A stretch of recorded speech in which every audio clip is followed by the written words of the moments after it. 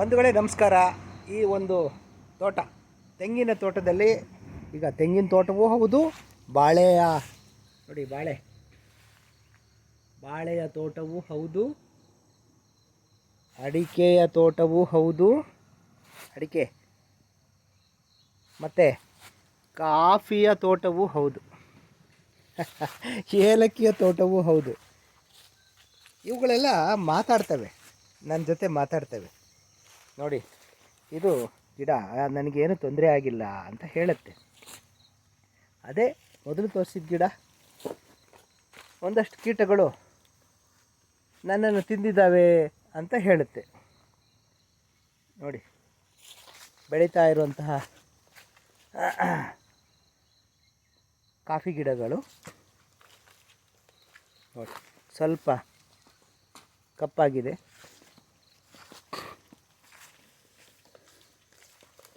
ನಮ್ಮ ನೆಲದಲ್ಲಿ ಕಾಫಿ ಬೆಳಿಬೋದಾ ಅಂತ ಜಿಜ್ಞಾಸೆ ಮೂಡಿದಾಗ ಹೌದು ಬೆಳಿಬಹುದು ಅಂತ ಈ ಗಿಡಗಳು ತೋರಿಸ್ಕೊಡ್ತವೆ ನೋಡಿ.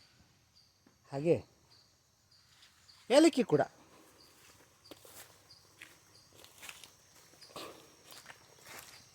ನೋಡಿ, ನಿಮ್ಗೆ ಏಲಕ್ಕಿ ತೋರಿಸ್ತೀನಿ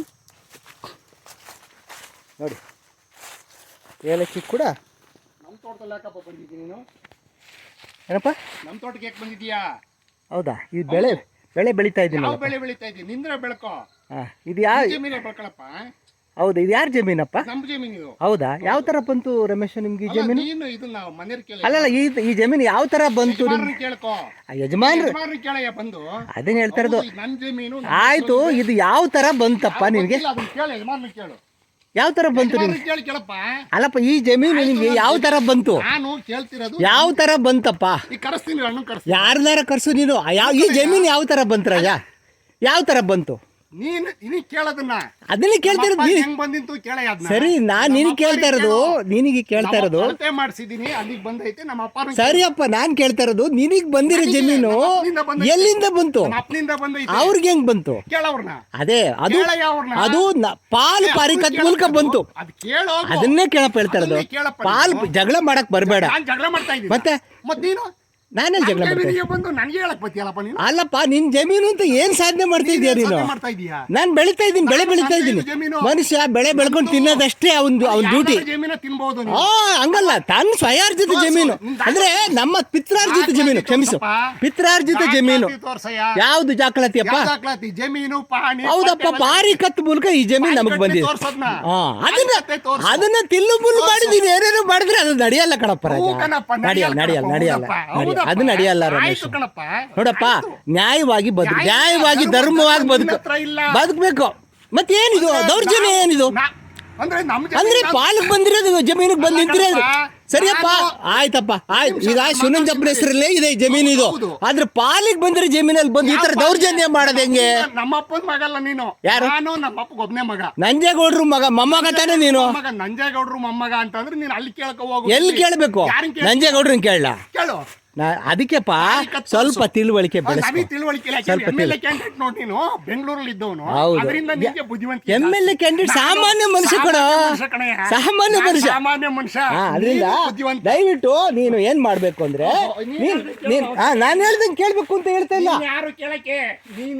ಏ ಬ್ರದರ್, ನಾನು ಹೇಳ್ತಾ ಇರೋದು ಕೇಳಿಸ್ಕೋ. ನೋಡಿ ರಮೇಶ, ನೋಡಿ ಒಂದ್ ಹೇಳ್ತೀನಿ ಕೇಳೋ. ನನ್ನ ತಮ್ಮನಾಗಿ ಬುದ್ಧಿ ಹೇಳ್ತಾ ಇದ್ದೀನಿ, ನ್ಯಾಯವಾಗಿ ಧರ್ಮವಾಗಿ ಬದುಕು. ನಾವು ಇಲ್ಲಪ್ಪ, ನಾವು ನ್ಯಾಯ ಬಿಟ್ಬಿಟ್ಟಿದ್ದೀವಿ.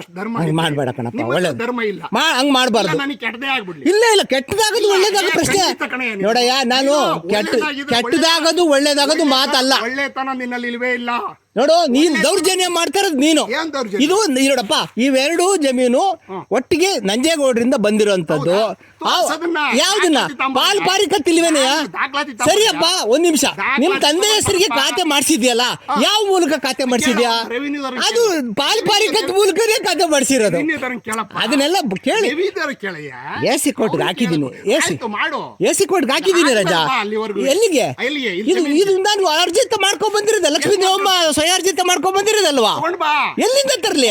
ಇದು ಈ ಮರ ಇಲ್ವಾ? ಈ ಗಿಡ ಇಲ್ವಾ? ಇದು ನಾನ್ ಹಾಕಿರೋದ್ ಇದು ನೀನ್ ಹಾಕಿರೋದಾ? ಎಲ್ಲಿ ಫಸಲು ತಗೊಂಡ್ ಹೋಗ್ತಾ ಇದೀಯ ನೀನು?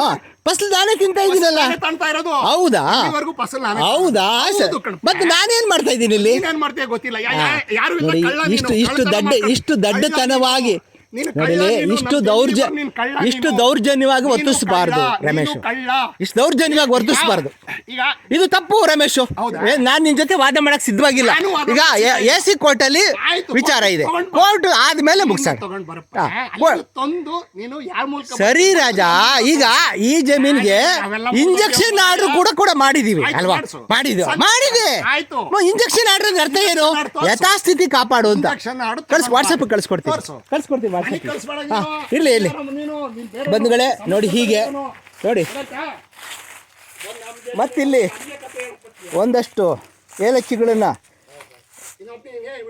ನವಿಲು ಅಥವಾ ಹೆಗ್ಣವೋ ಕಿತ್ತುರುವಂತಹ ಒಂದು ಕೂಡ ಇದೆ ನೋಡಿ.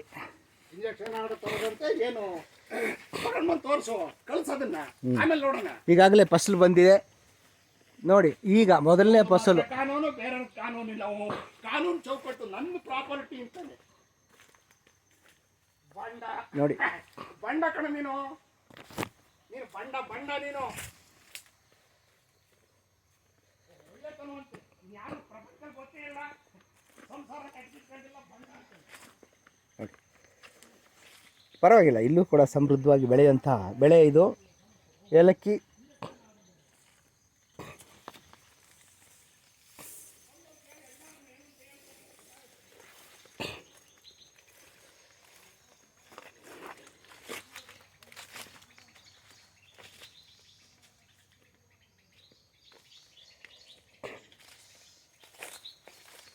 ಈಗ ಮೊದಲನೇ ಫಸಲನ್ನು ಕಟಾವು ಮಾಡಿ ನೋಡಿ ಇಲ್ಲಿ ಬಿದ್ದಿದೆ. ಇಷ್ಟೊತ್ತು ನಡೆದಂಥ ಒಂದು ಏನು ಘರ್ಷಣೆ, ಅದು ನನ್ನ ಚಿಕ್ಕಪ್ಪನ ಮಗ, ನನ್ನ ತಮ್ಮನೇ ಆದಂತಹ ರಮೇಶ. ಪಾಲು ಪಾರಿಕತ್ ಮೂಲಕ ಈ ಜಮೀನುಗಳು ಇಬ್ಬರಿಗೂ ಬಂದಿದ್ದಾವೆ. ಆದರೆ ದೌರ್ಜನ್ಯದಿಂದ ಇದನ್ನು ಅವರು ತಮ್ಮ ಹೆಸರಿಗೆ ಖಾತೆ ಮಾಡಿ, ದೌರ್ಜನ್ಯ ಅಂದರೆ ಕುಯುಕ್ತಿಯಿಂದ ಮಾಡಿಸ್ಕೊಂಡ್ಬಿಟ್ಟಿದ್ದಾರೆ. ಹಾಗಾಗಿ ಆತ ಬಂದು ಇಲ್ಲಿ ನಮ್ಗೆ ಸ್ವಲ್ಪ ತಡೆಯಡ್ಡುವಂಥ ಕೆಲಸವನ್ನು ಮಾಡಿದ್ದಾನೆ. ಸೊ ತಿಳುವಳಿಕೆ ಬರುತ್ತೆ ಅವನಿಗೂ ಕೂಡ ಮುಂದೆ.